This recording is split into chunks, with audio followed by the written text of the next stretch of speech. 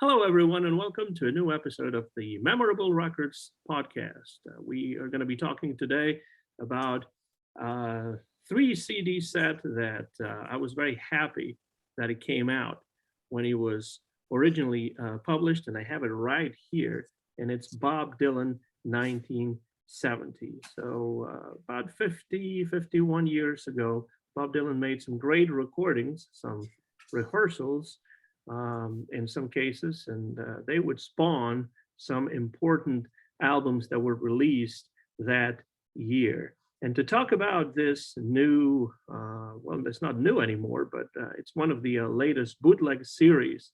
I know there's another one in the works, but this is one of the latest bootleg series in Dylan's discography. I have my good friend, Professor Spanish Ed, the University of Columbus State in Georgia. And from Georgia, he's right now joining us, and he's on the other side right there. Bobby Nixon. Welcome, Bobby, and thanks again for being here on the Memorable Records podcast.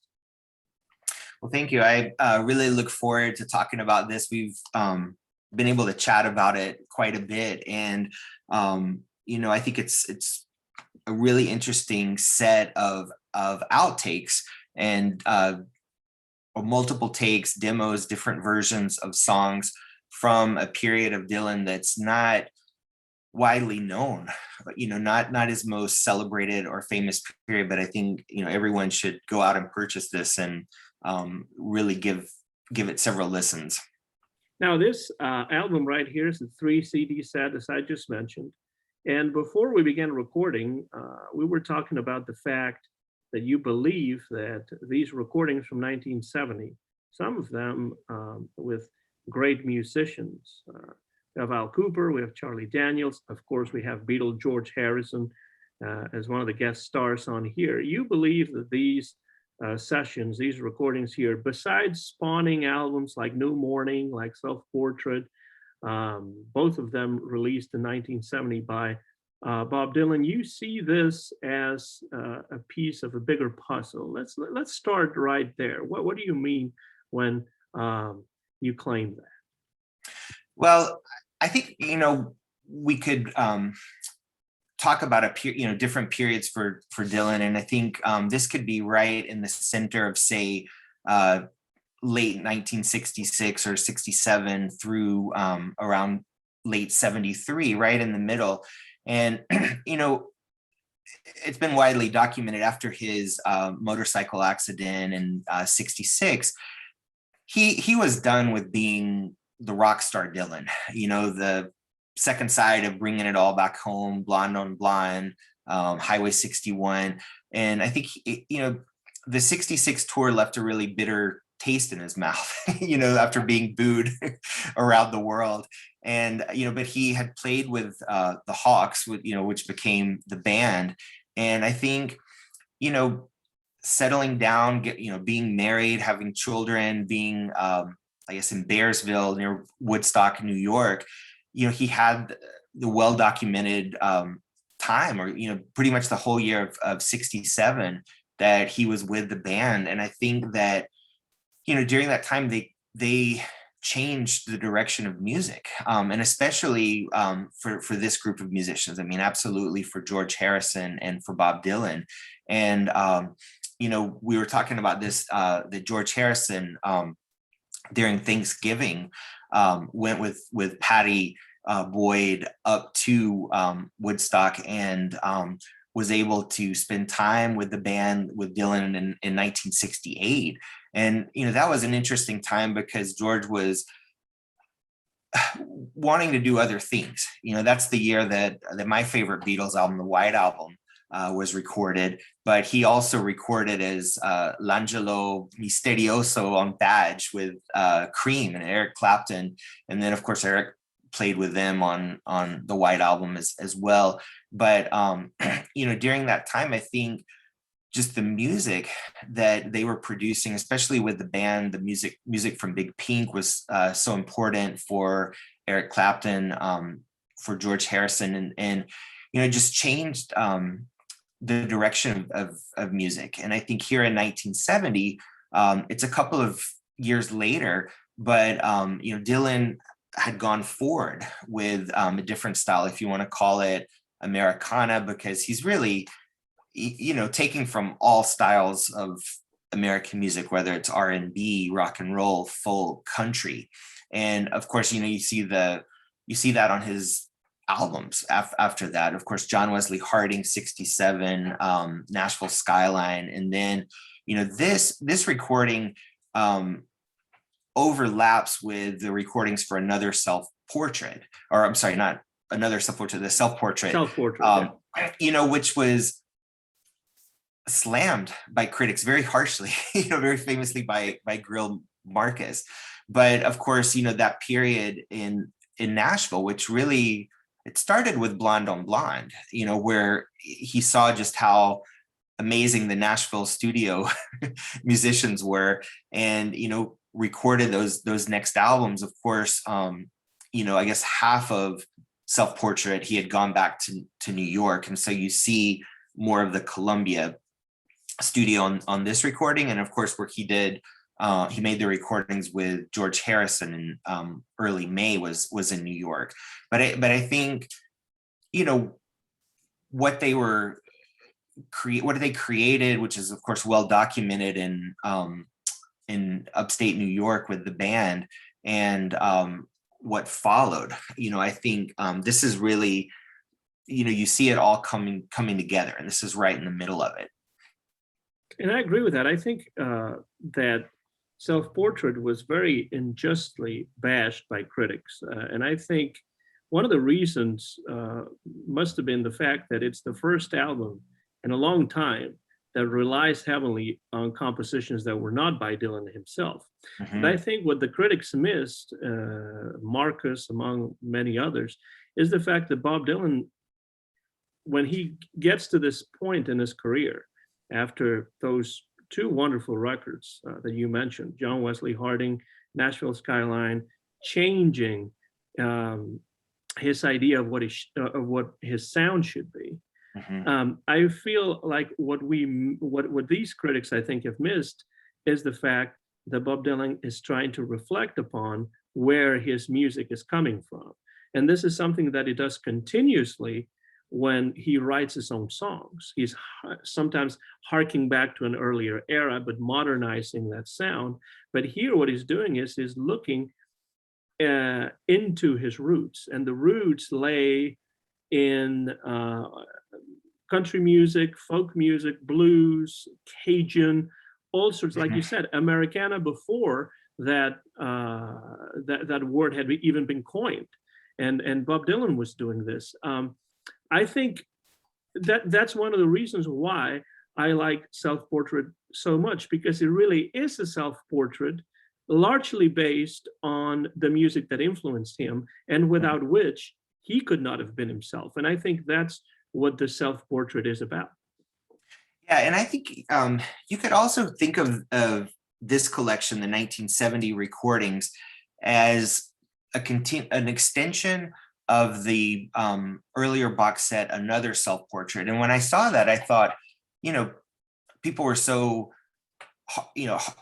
people so harshly criticized Self-Portrait, and then now there are 4 more CDs. And then when I was able to listen to that, I thought, this is great. And I think part of the problem with Self-Portrait is the overdubs. So, he went to Nashville, made recordings, made other recordings, the later recordings, because it was 2 sessions that were nearly a year apart. And then everything was sent back down to Nashville for overdubs. So you have a lot of backup singers that give it, a very different feel. And I think that's the element that was most harshly criticized. But on the recordings on 1970, as well as Another Self-Portrait, you get a lot of takes without the overdubs, where it's just Dylan with a guitar, or maybe someone else, playing the piano in the background. And you see, these are really beautiful songs. One of the books, it's a bit outdated and of course not reliable now, is the Dylan recording sessions by Clinton Halen. And hopefully, I mean, now of course we have, we've learned a lot of information in 27 years that wasn't available when this came out. But he talks about um, those sessions quite a bit. And the conclusion that he had arrived at was that he cared more about the covers, because there would be 7 or 8 takes of, Sarah Jane or Bring Me Little Water or something like that. Whereas the songs, for example, later that were on New Morning, it was thought that there was only 1 or 2 takes of them.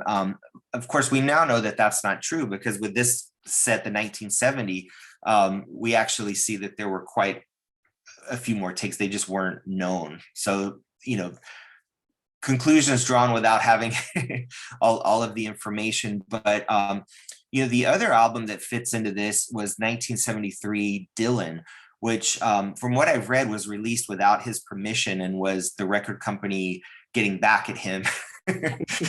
And, that's another album where, many of the songs on this from 1970 were recorded in the same sessions as songs that made it on that album. But when you hear them without the overdubs and other songs from those same sessions, you gain a greater appreciation of them. And I mean, I think there are just some really beautiful compositions on this album. And it's kind of a mess, because like I was saying, on another Self-Portrait, you have many songs that were from these same sessions, right? Also from 1970, because that album is, I think it's 1969 to 71. And so there's a bit of spillover in that. So, I mean, I feel like they could almost be listened to, simultaneously, quite a lot of listening. I still think that one of the reasons is the fact that he was doing so many cover versions, because if you think about it, and I think this becomes pretty clear now that we get to hear 1970, the album New Morning was received somewhat better than Self-Portrait, perhaps because the critics were thinking, well, here he goes again, now he's writing his own songs. But in reality, the whole thing came out seamlessly out of the same sessions. So exactly, I don't think Dylan makes a difference between, here are the covers and here are the new songs, any more than by packaging most of the covers on one album and most of the new songs in a new album. But musically, they kind of come from the same kind of sound and from the same kind of mixture of styles, in which, rockabilly and rock and roll also play a part. So, I have always thought that Self-Portrait was a much better album than it was made out to be, because if you think about it, it is not that different from New Morning, other than Bob Dylan is writing the songs for New Morning and not too many of the ones in Self-Portrait. Right. And I mean, I think Clinton Halen, though, he did make a good point of how, the sessions being a year apart, that there are 2 different voices, because he was experimenting quite a lot with his vocal style during this period. And I think, the stereotypical Dylan voice is what you have on Blonde on Blonde. And, that's, I think, what most people associate with Bob Dylan. Of course, there are many Bob Dylans, every album is different. But of course, when people heard him, John Wesley Harding, of course, that was a very different change of voice. But then, the voice that he brought to Nashville Skyline, I mean, it's been described, and some of the others. I've heard it described in different ways. Maybe the Irish crooner voice. So somebody, I think that on the liner notes of 1970, they compare it with Webb Pierce, of all country singers. I saw that. Well, another one, I was digging through some albums that I thought were fitting for this session, and here's some of his friends, the Clancy Brothers and Tommy Makem, and that it's been suggested that was perhaps as well an influence on that vocal style, the Irish crooner. But you see that change, and then of course there are no live performances really outside of these recordings. And so I dug deep to try to make sure I could document all of those. And one thing that I think was also really meaningful for him in 1968, that was when Woody Guthrie had just died. And so, he got together with the band for that one performance where they did 4 or 5 songs in the concert for Woody Guthrie, I believe at Carnegie Hall. Mhm. And if you listen to that recording, that's a voice of Dylan that I haven't heard anywhere else, So he changed his voice just for that one night. And another example, even though it's after these sessions, is the 1971 concert for Bangladesh, which, no one thought he was actually going to make it, but he did manage to get there for the run through and then the afternoon and evening show. His voice is incredible. I mean, I think that's one of the best vocal performances of Dylan, but yet it's not exactly like any of his recordings, and not even what he was doing in that same period. I couldn't find, I'm trying to think, of course, the Isle of Wight, that was a performance that people thought for years it was going to be released by Columbia, and it was snuck on to another self-portrait. And I think, a lot of people didn't even notice that, but it's the 4th disc on another self-portrait. And, I think it's a great performance. Some videos have surfaced of different songs from there. Of course, I think part of the problem with that is that it was overhyped because Dylan had missed Woodstock, and here he is with the band, and all of the Beatles except for Paul were there in attendance. Oddly, like I think Syd Barrett was seated beside George Harrison, which I could only imagine those conversations. But when I go back, I think people wanted to see Blonde on Blonde Dylan, and then got several songs from Nashville Skyline and different versions of some of his earlier songs, and it just wasn't what they were expecting. But I think it's a great performance, and I'm glad that it's finally available. Then I guess aside from that, it's documented that he came on stage with the band in early 69 in Southern Illinois, but there's no recording of that. And of course he was playing Woody Guthrie songs, and something that I guess it came out about 20 years ago, but I just found it, was the extended version. It's like a deluxe edition of Rock of Ages, which I have.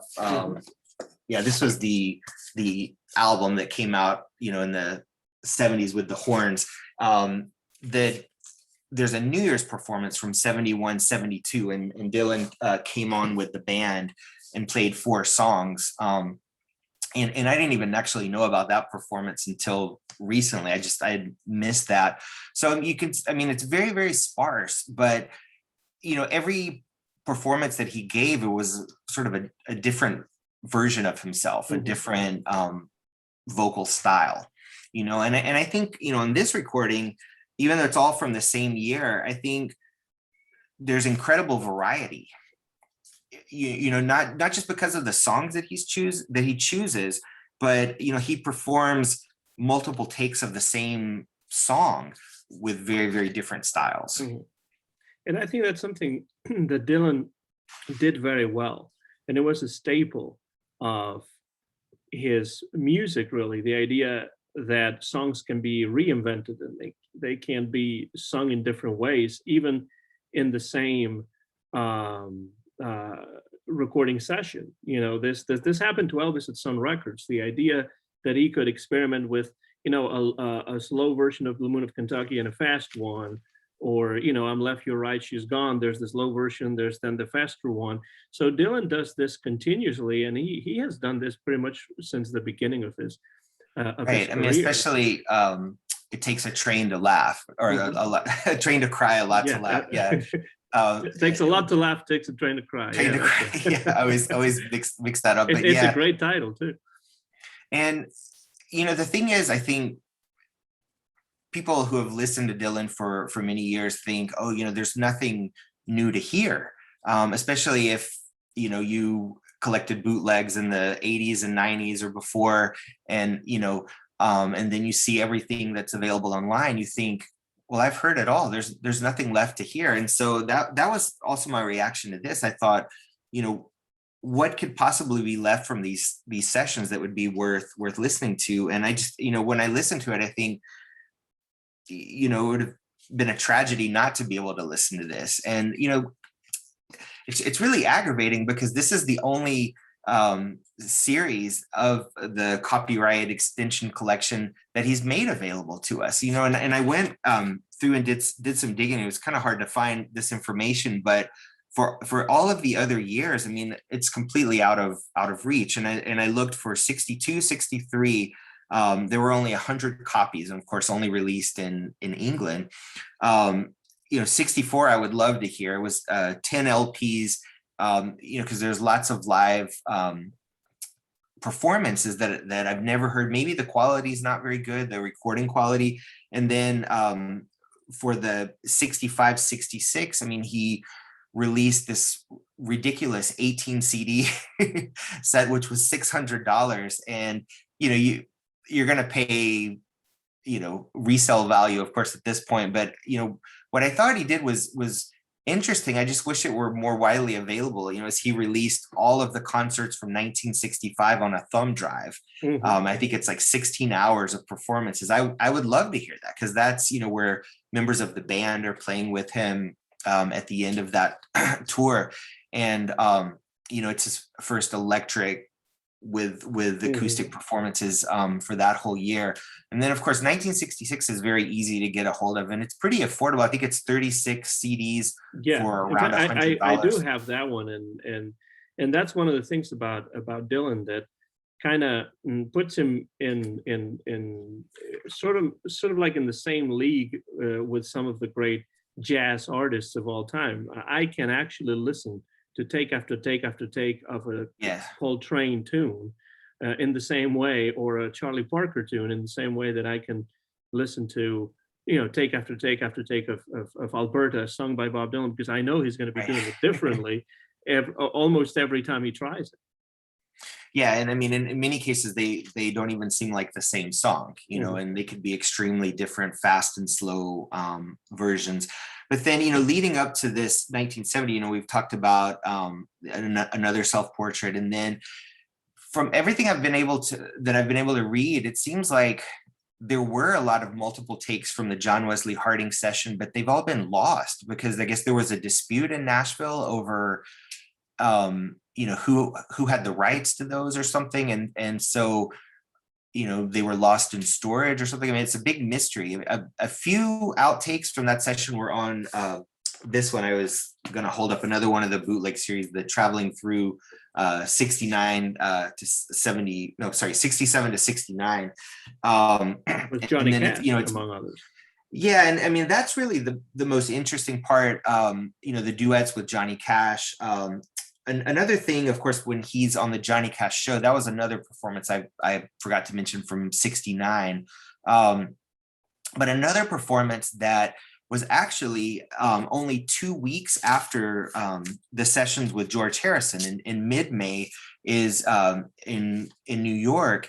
He did several recordings, several tracks for a TV special with Earl Scruggs. And I actually, I have the album that came out, but the Earl Scruggs with Joan Baez, I think maybe Roger McGuinn, Doc Watson, but there were songs that were left off of that he's included on this. So that, that's also very interesting. Right after these sessions with George Harrison, that he did, those very country songs with Earl Scruggs, just a couple of weeks to kind of put things in chronological order.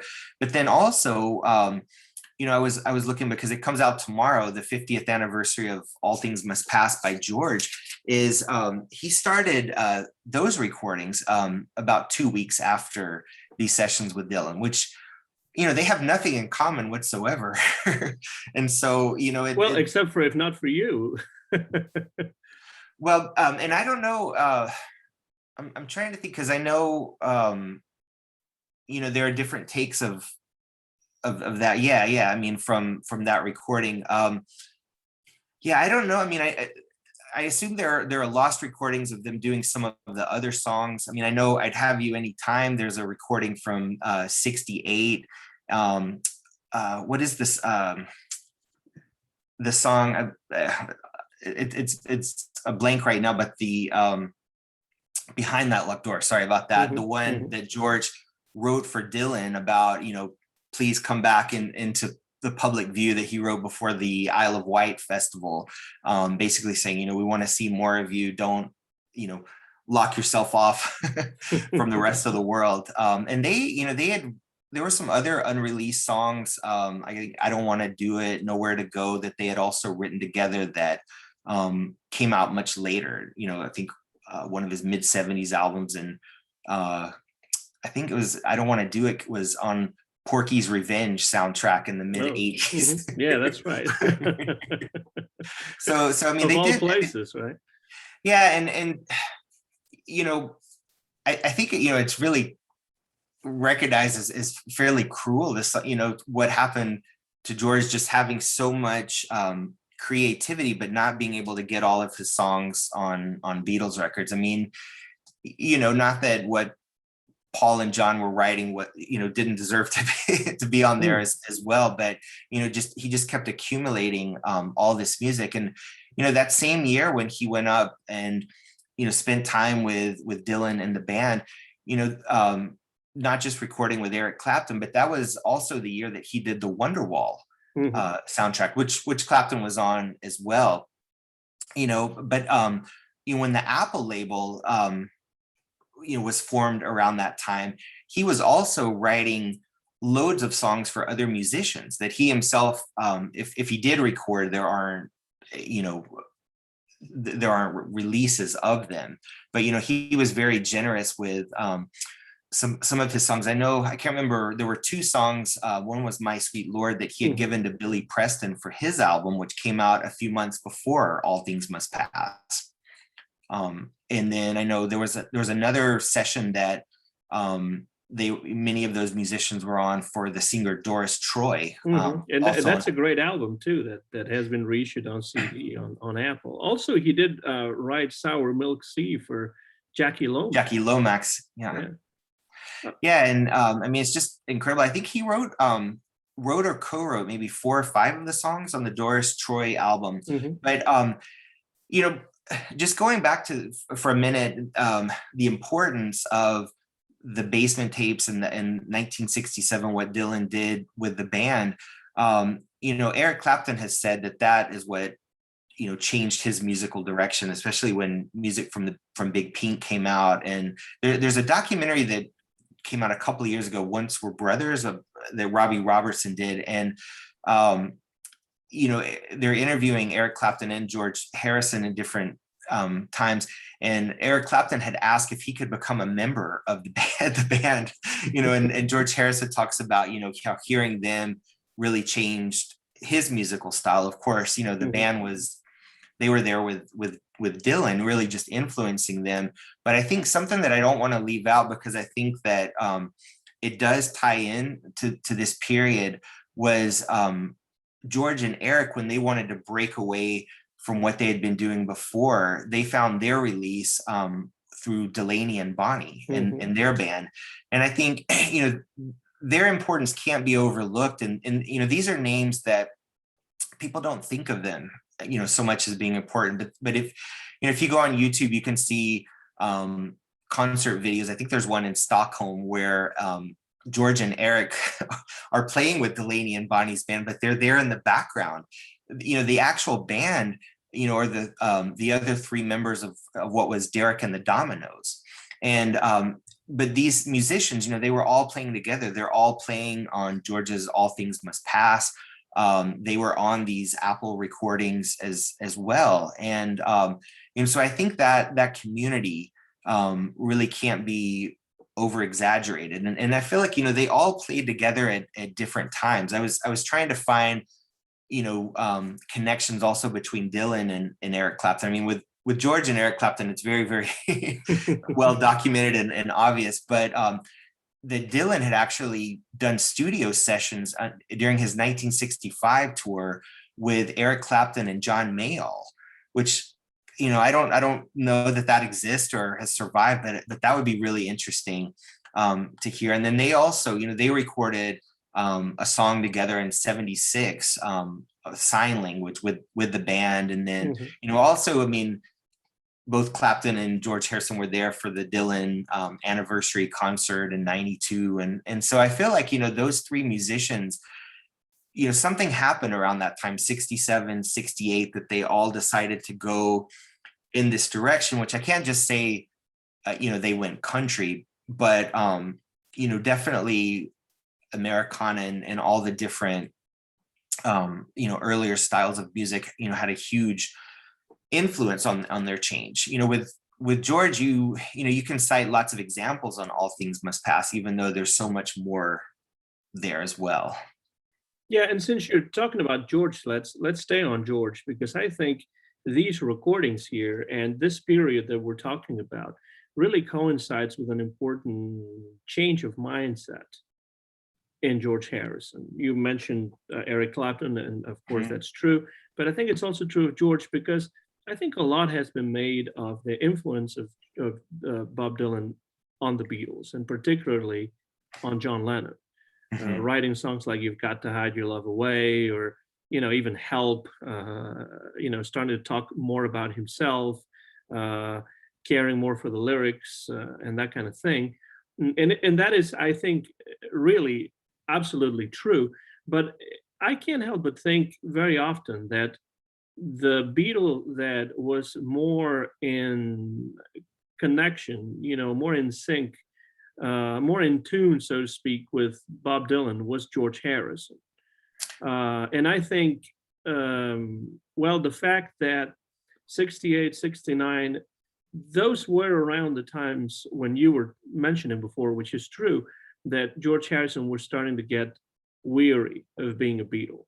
And I can't imagine how important it must have been for him to spend some time with Dylan, to spend some time with Delaney and Bonnie, to spend some time with the band, and to really kind of reconnect with the music of his youth and of his childhood. Not that he was very old at the time, but the music that had basically shaped who he was musically, other than, of course, Indian music and that stuff. But when it comes to American music, I think this trip to the United States, this stay with Dylan and with the band, kind of made him see himself under a different light.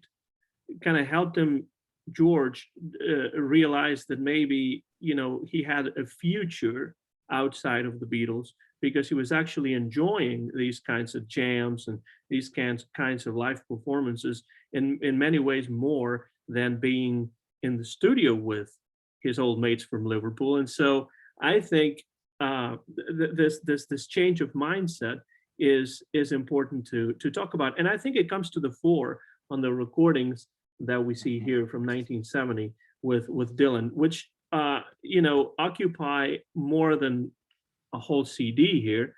Right.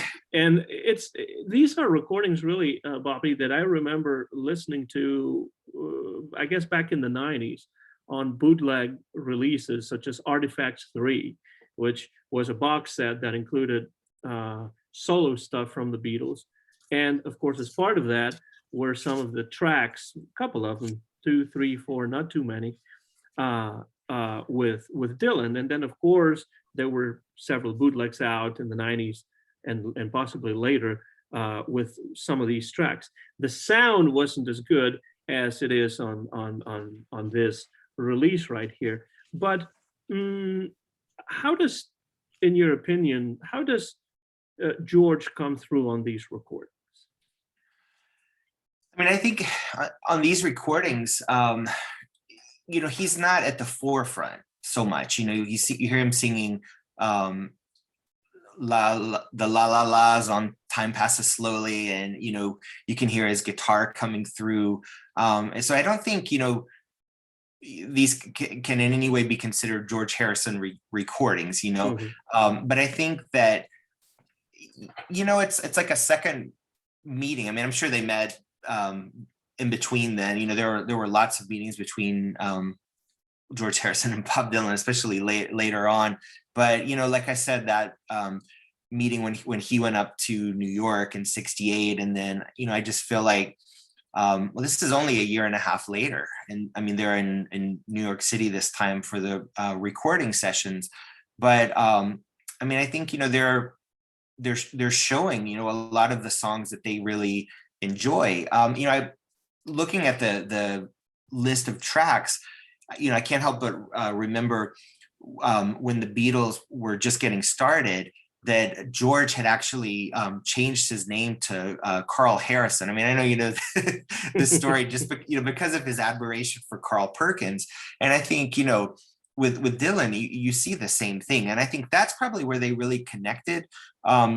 From what I've read, I believe it was at after they had played a concert in New York, that Dylan met the Beatles for the first time, and he had thought that, I'm really going to hit it off with John Lennon because he's the art school student and the intellectual. But then when he met, shy, quiet George, that they found that they really had a lot in common. I mean, I'm sure musical interest as and influences.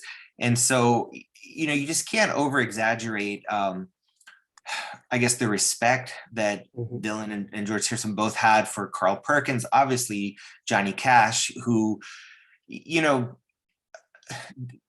has praised Johnny Cash endlessly for, having the courage to record with him, but also allow him into a studio in Nashville in 1969, where groups like the Byrds with Graham Parsons, when they played there, were booed off stage, and they didn't want long hairs. Country music was to be preserved, in for the southern area. And when it became really popular with bands that had been rock artists, there was a huge rejection of that. But I think Johnny Cash deserves a lot of credit for allowing someone like Dylan to write songs and record that music. Then you have other people, like, even this also around the same time as this recording was when Ringo did his recording in Nashville with a lot of the same musicians. And even this is something I think is important, that Pete Drake, he had played on Self-Portrait with Dylan, or I'm sorry, on Nashville Skyline, and he had recommended him to George Harrison, and he can be heard very vividly on All Things Must Pass. And I think that was one of the best contributions to that album. So there are other things, I guess, from these sessions. I had read that David Bromberg, I believe, when he had met him during some of the New York sessions for Self-Portrait, and I don't know if this is true, but it's what I had read, that he had taught him, I think, the steel guitar, the steel guitar, the pedal steel, and that he had learned the slide guitar from Delaney Bramlett, who he's from Pontotoc, Mississippi, from that same area, really close to Tupelo, which now allows me to make this other transition. The bootleg copy that I had of these recording sessions with Dylan and Harrison was called Almost Went to See Elvis. And I never understood what the connection was with that. And, maybe there is one. I mean, this is, of course, urban legend at this point, but, this idea that they had planned to record with Elvis, but it wouldn't, if the stories are true, it wouldn't have been around this time, because apparently George and Dylan went to see Elvis at Madison Square Garden in 1972. And I think they had, been invited backstage after or whatnot, but that he had wanted to record with them. But now Dylan claims that Elvis showed up, but they blew him off, which, who knows? I mean, it's one of these stories that changes every time. Well, it is true, and a whole box set has been put out recently of Elvis's sessions, marathon sessions in Nashville around 1970 as well. So Elvis had been recording extensively in Nashville around that time, besides appearing live in Vegas and all of that, but after the 68 comeback special. But whether there was any intention on anybody's part to get together with Elvis, or on Elvis's part himself, that's rather hard to believe. But I think the Elvis influence shows up here in the sense that if you look at the track listing, the songs that they work on, besides some Dylan songs, there's a take of Yesterday, not a George Harrison song. No. But then, of course, we have some Carl Perkins stuff in here Mhm. that reminds us that rockabilly was at the core of the musical makeup of the Beatles and George Harrison. Right. And Carl Perkins, he also played on those sessions with Dylan and Johnny Cash. Mhm.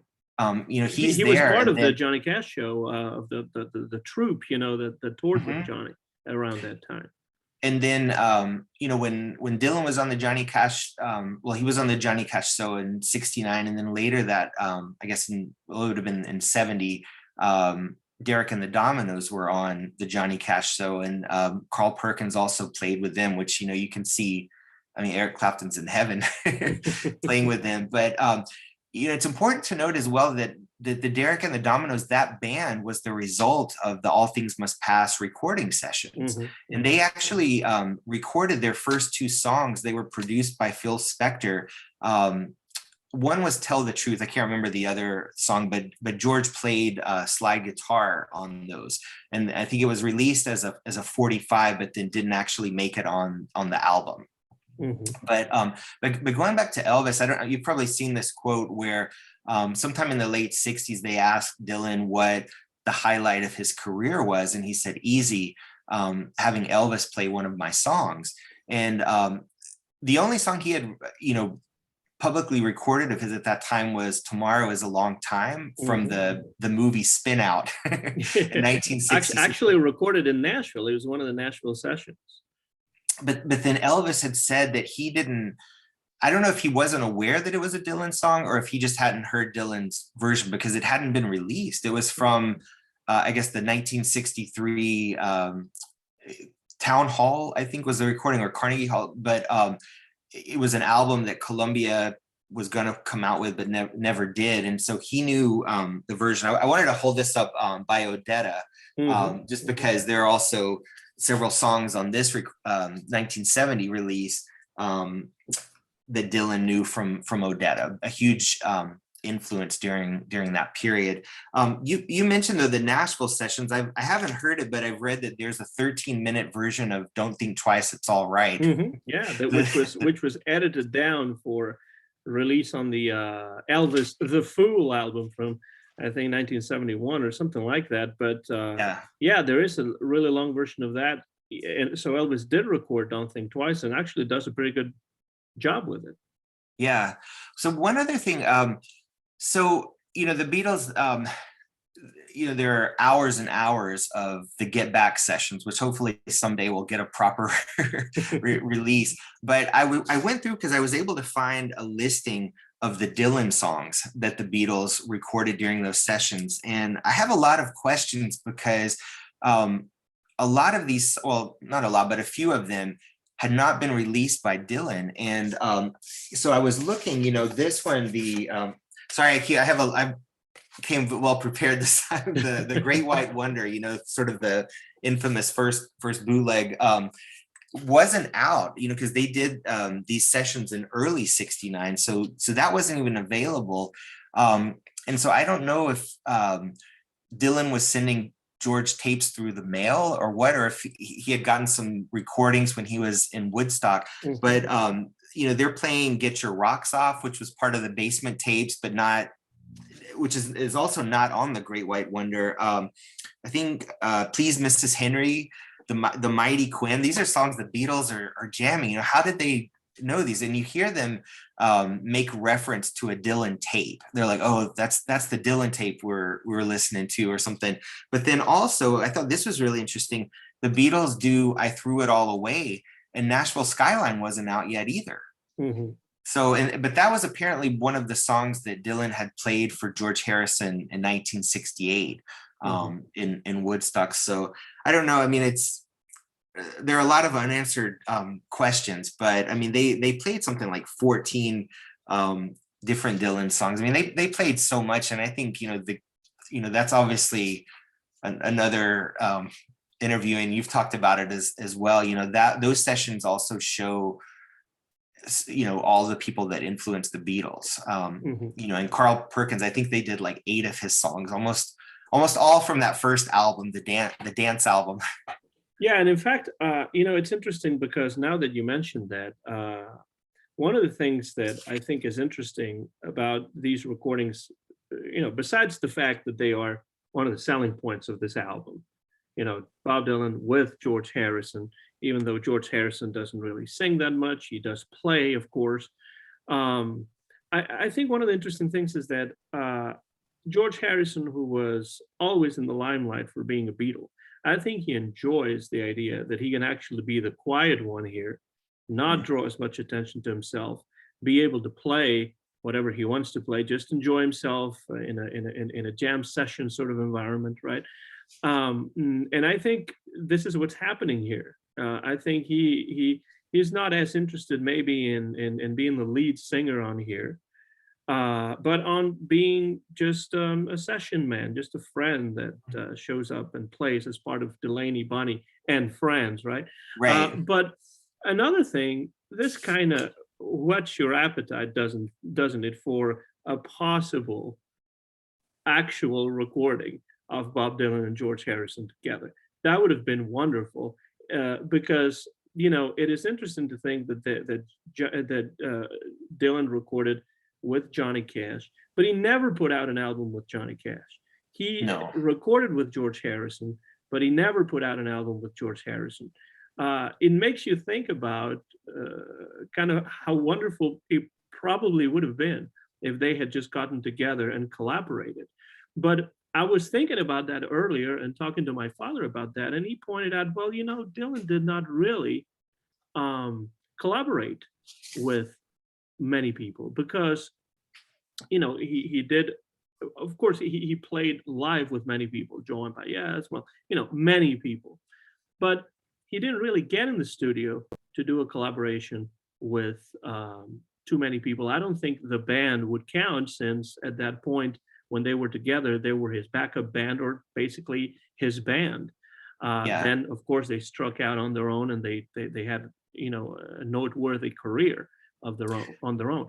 But other than that album with the Grateful Dead, which is bashed by all critics and is actually a concert recording, Dylan doesn't seem to have collaborated with too many people in the studio, has he?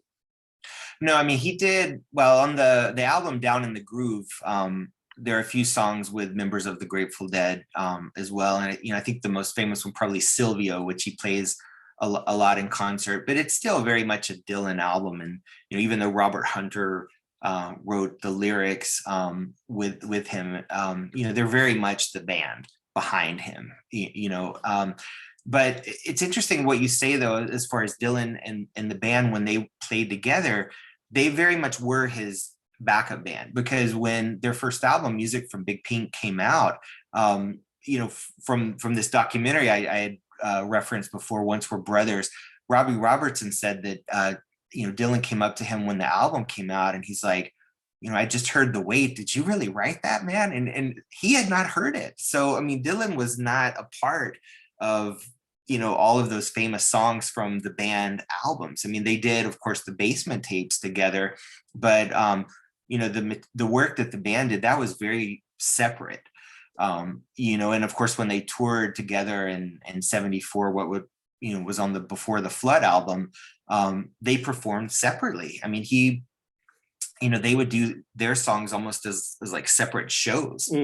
But also something else that I noticed, the Beatles, for what became the cover of Hey Jude and a lot of the photo sessions, right at the very, very end, they were dressing up as the band. I mean, it was a very obvious sort of homage. You see those photos of them in the wheat fields and whatnot, but with the same sort of dark outfits and hats. And so, I mean, I just don't think that it can be overstated, that those sessions with the band and Dylan really, changed the direction of music for these artists. Something else, I don't know, it's hard for me, even though Eric Clapton is definitely not on this album, he's certainly on All Things Must Pass. And, people say Dylan is also his spirit was there in the studio, because of the songs that he had written, and then the song about him behind that locked door. But also, this is the period after these sessions in 1970 that those three artists disappear from the public eye, so to speak. I mean, George never toured. I mean, the 1971 concert for Bangladesh, that was the only instance of them performing live. And, that was very unusual for George Harrison because, he was not the person to, be there introducing a band or being a band leader. I mean, it was very atypical. And, people have commented that it was a miracle that Eric Clapton was able to stand on the stage at that point in time. And, Bob Dylan, no one thought he was going to actually show up. It was a surprise. But then some of these other musicians, Leon Russell, he was, of course, in these Delaney and Bonnie sessions and on much of these albums, many of the albums that George did with, during that time for Apple. And, so after All Things Must Pass, I mean, it's 3 more years before George has another album. The same with Dylan. This album produced New Morning, and then you don't have Planet Waves came out in 74, and then I mean, if you want to count Pat Garrett, a little before that.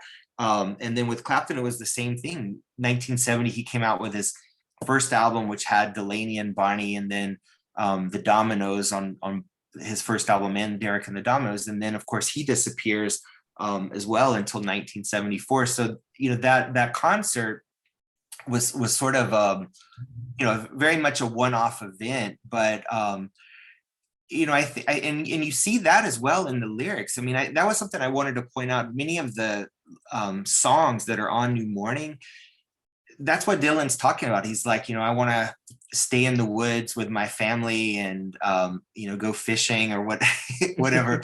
And, I think with George, it was very different. For him, it was more of a musical escape rather than a physical escape into the woods. But I think visiting Dylan and the band in the woods was what gave him the impetus to change his musical style. And then, of course, as I mentioned, Clapton as well took that same route. I mean, and, his style pretty much for the entire 70s, he said, was sparked by hearing music from Big Pink. And I think, also playing with Delaney and Bonnie, that can't be overstated. Also, I've read that Bonnie Bramlett, or, she was Bonnie O'Farrell, was also largely responsible for My Sweet Lord, that George had come up with that with her. How much is true? I don't think she's credited, for the, on the songwriting credits, but I think that was all part of a, I don't know, musical mixing pot at the time as well. But I just, going back to Elvis again, I don't know if this is true, but the song Went to See the Gypsy, which there are several versions on this recording 1970, as well as the Another Self-Portrait, that it's been, people have claimed that that's a song about Elvis, and I don't know, fantasizing about a possible meeting, and I don't know why that's taken root. I mean, I don't think George Harrison ever, or I'm sorry, that Dylan ever made that claim. I don't know if it's just the reference to Las Vegas or what do you think about that? Yeah, I mean, it is interesting to think about the possibility that, Bob Dylan and Elvis met, and, just like we know that the Beatles and Elvis met, and it's interesting to think about, did they record anything together? Is anything ever going to surface if they did?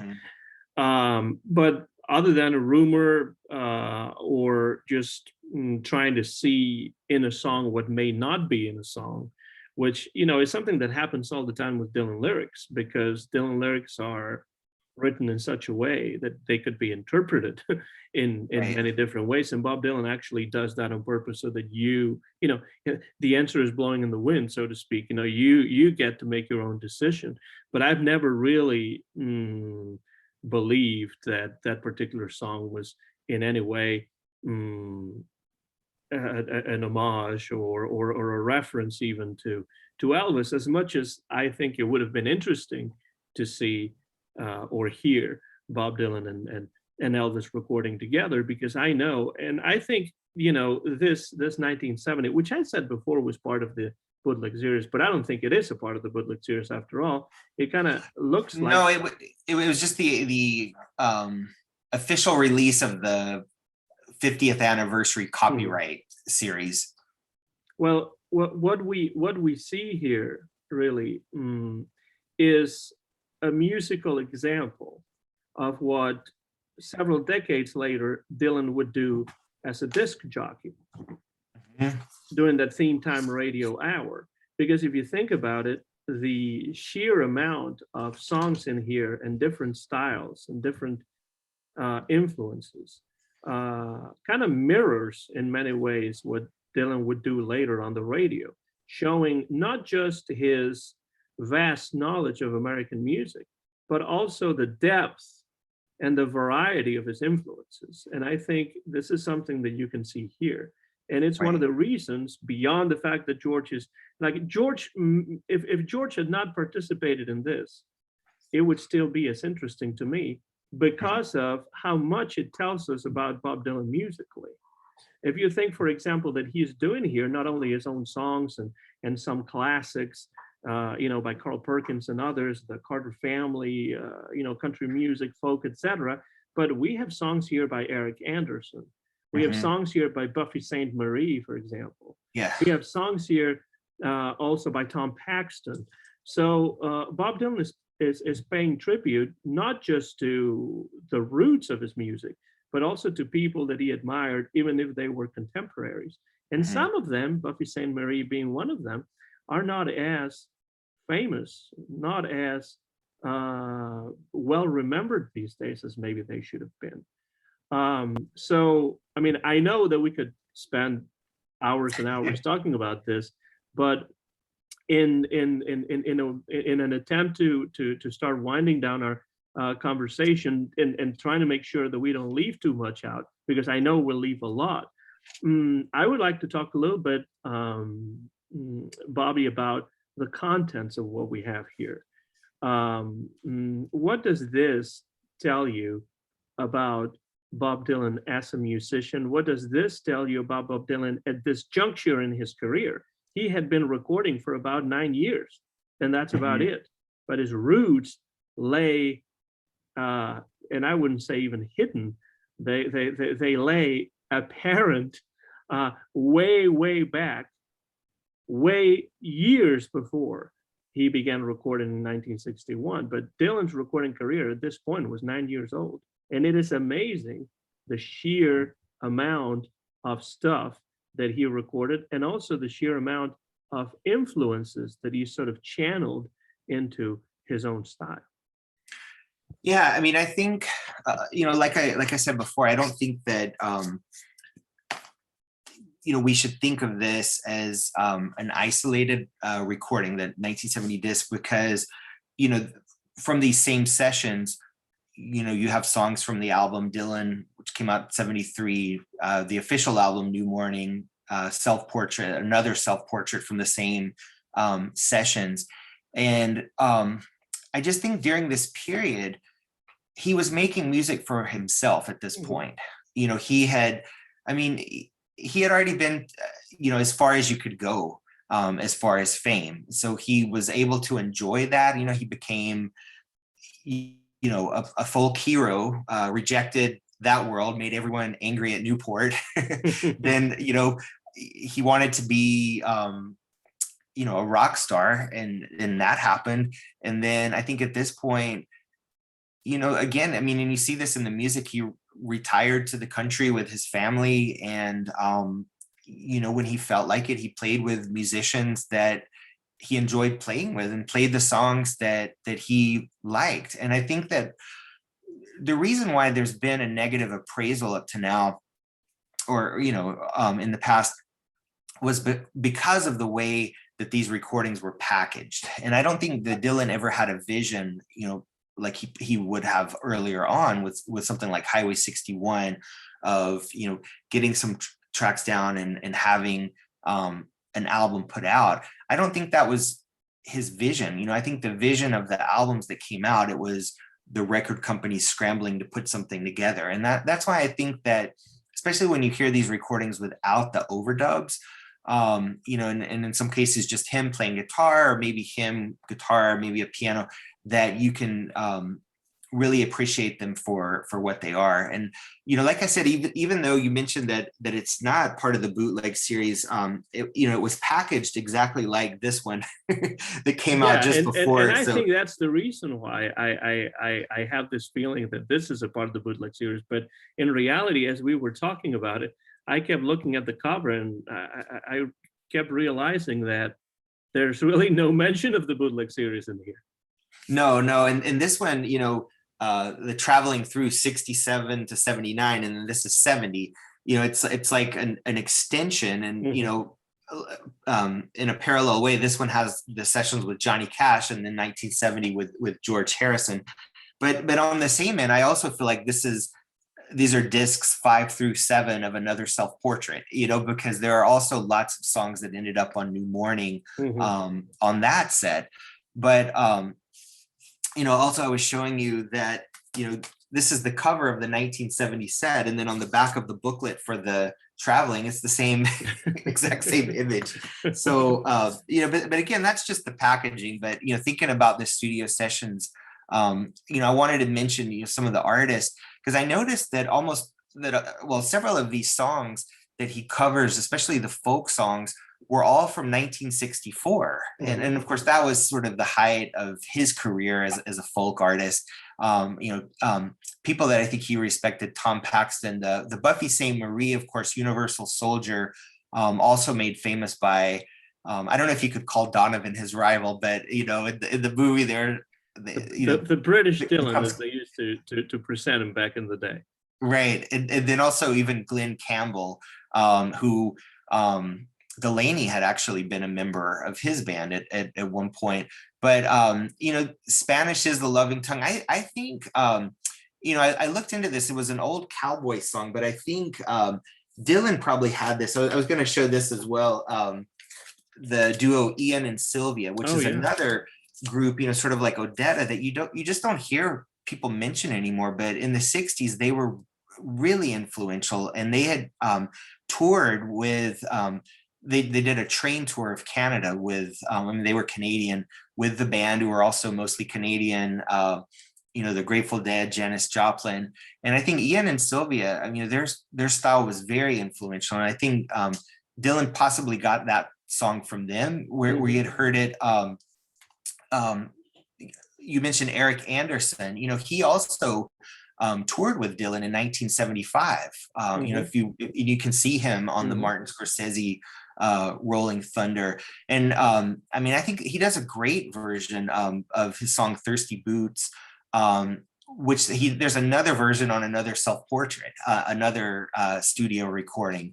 So, and that's something, you know, again, you know, you could think of Eric Anderson was, you know, a rival folk singer at the time. I mean, certainly not as popular as Dylan, but I think he's showing his respect for singer-songwriters like him, Tom Paxton. You know, we probably don't want to talk about this, but, you know, it's sort of notorious, his snubbing of Phil Oakes, which I think is, you know, really, really unfair, who, you know, was probably compared to Dylan too often at the time. But also, you had mentioned there's a section in here of 3 songs in a row. Little Moses by the Carter Family, well, their arrangement, Alberta, you know, Lead Belly, Doc Watson. I mean, everyone sang that song. Appalachian Ballads, and then the song Things About Coming My Way.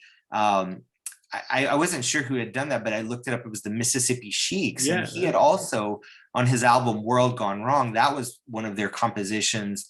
And then their most famous one, Sitting on Top of the World, is the same tune, but he had also done Blood in My Eyes for them. So, you know, you see those connections. And then some songs that just don't fit anywhere, you know, Come a Little Bit Closer, also from 1964.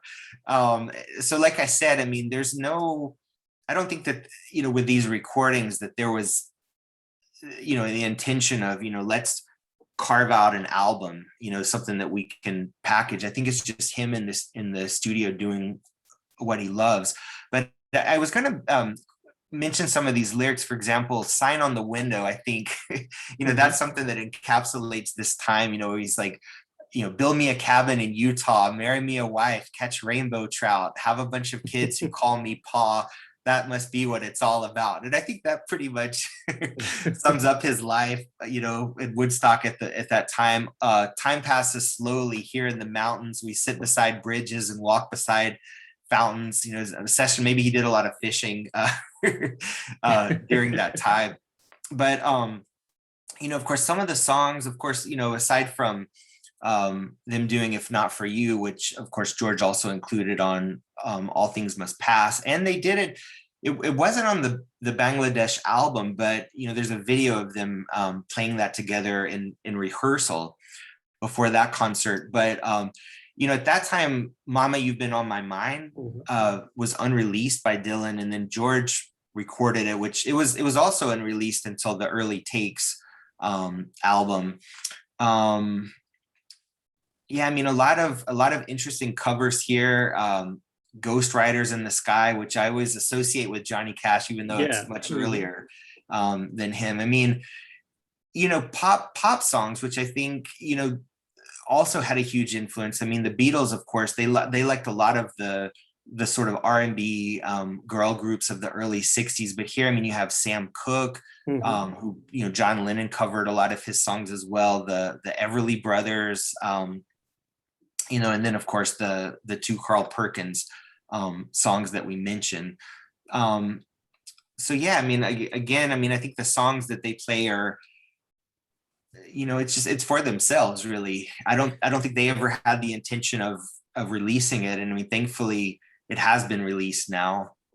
But I think that makes a really good connection with, here is Dylan playing for himself, for the sheer pleasure of just sitting around and playing for himself, only that he's doing it in the studio and recording it.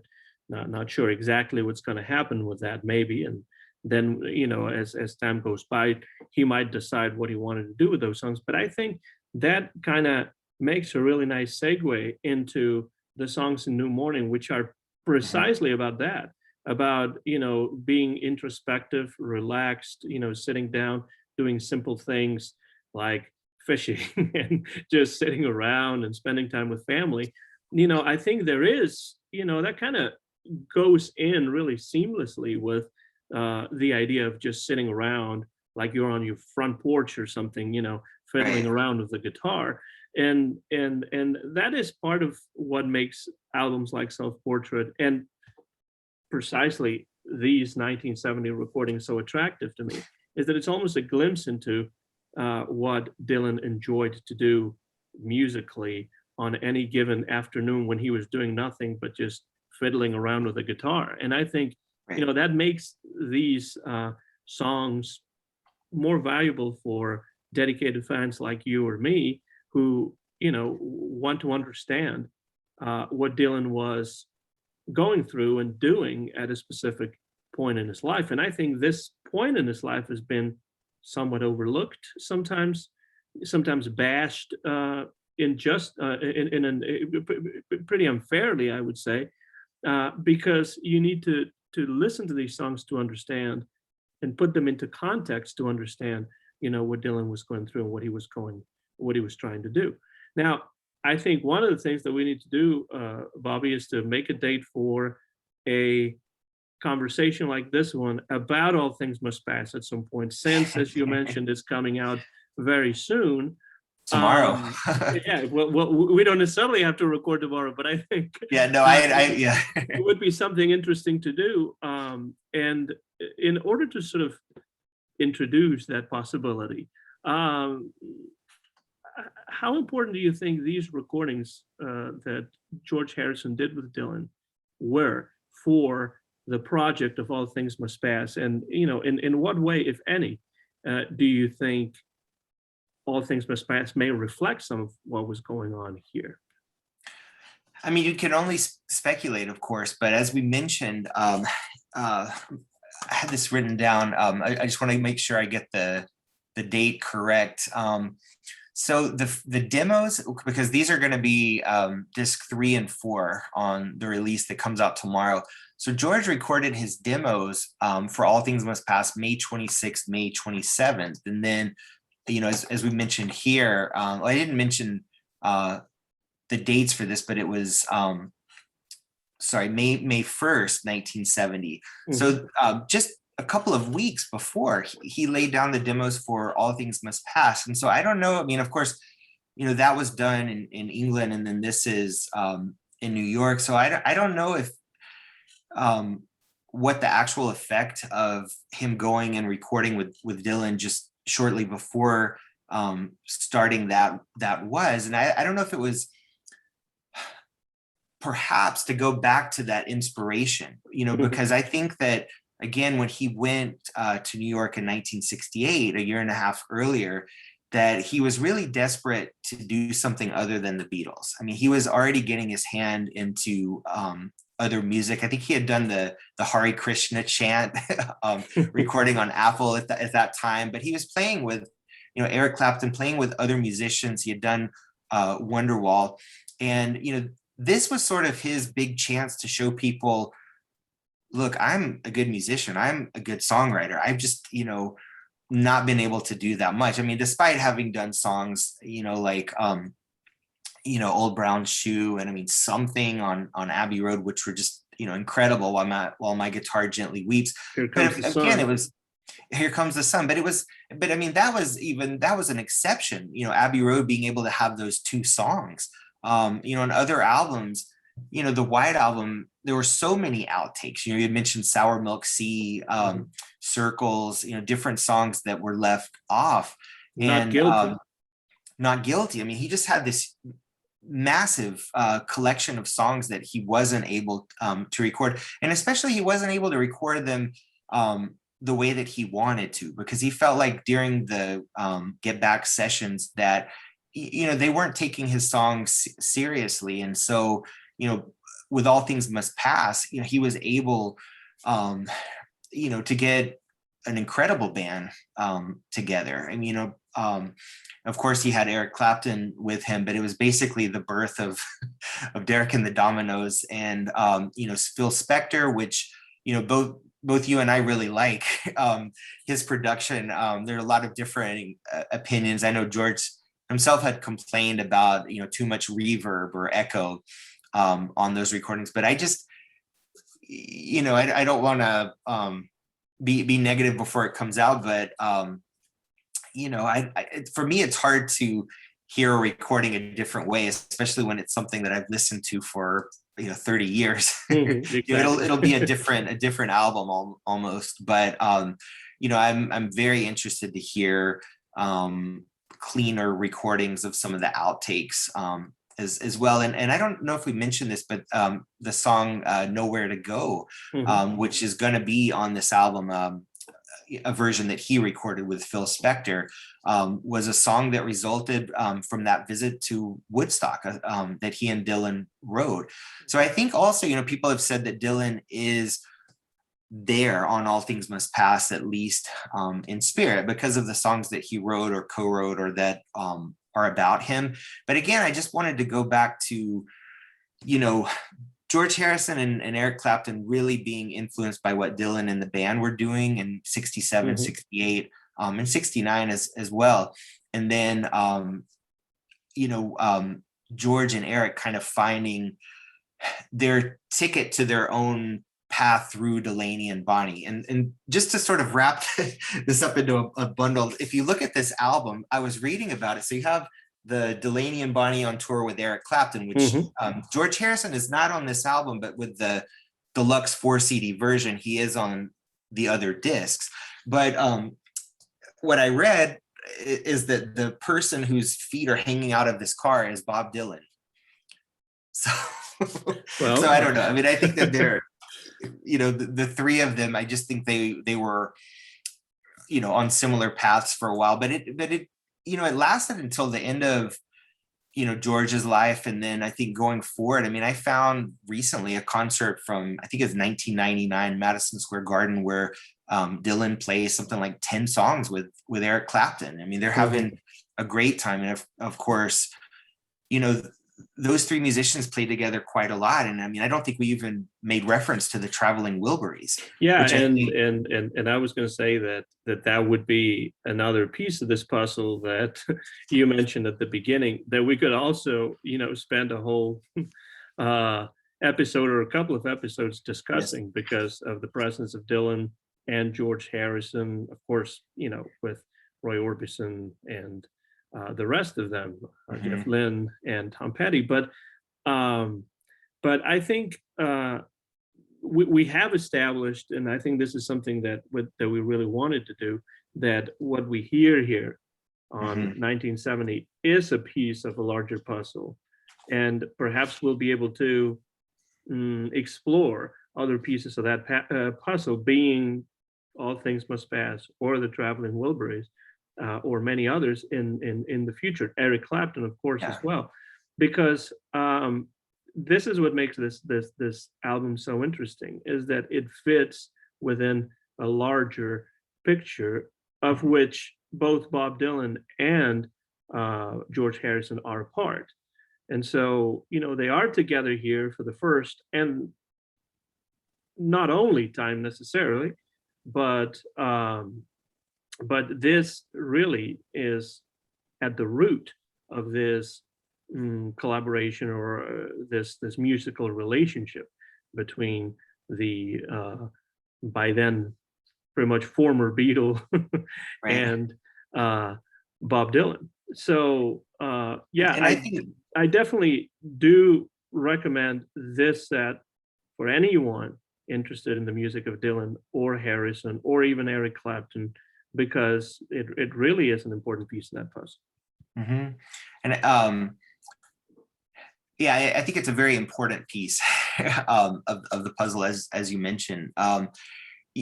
One last thing I was going to mention, though, because you brought up Roy Orbison, even though George Harrison and Bob Dylan, they never got to play with Elvis, even though I guess George had at least met him a couple of times. Maybe after Elvis's passing, both Dylan and George Harrison played with Carl Perkins a number of times, and then getting to play with Roy Orbison.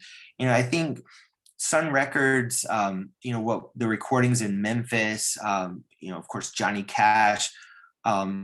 I don't know if it was them making up for not having played with Elvis, but I just think, they had tremendous respect for all of those musicians, and, really saw them as, their mentors. And, when I watch, I think I sent you, there was a video of a concert in Jackson, Tennessee, where Dylan played with Carl Perkins. And when you see these concerts from the 80s where Eric Clapton and George Harrison are playing with Carl Perkins, George Harrison is looking at Carl Perkins finger picking the entire time, as if, that's my teacher, from the very start. And I just think the two of them, they have Bob Dylan and George Harrison. I mean, I felt like, this album was only possible, this recording, because they had stepped out of the spotlight. At this point, George was not a Beatle, and Bob Dylan could care less. He was in the woods,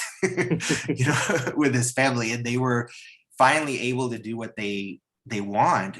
But I think it is, this is clearly another conversation, but I think, you made a very good point that, this was something important for George Harrison to do before starting to record All Things Must Pass, which, I don't know if you could say he got Dylan's blessing, or he went back there, to go back to the source of his inspiration to change his musical direction. But, it'll be great to listen to All Things Must Pass again, very soon. And, you can hear those several songs definitely have country twang, pedal steel, slide guitar on that. So I think we've put this in its proper place today. Almost like a musical primer for George Harrison and Mhm. all things must pass, by way of Dylan, by way of the band,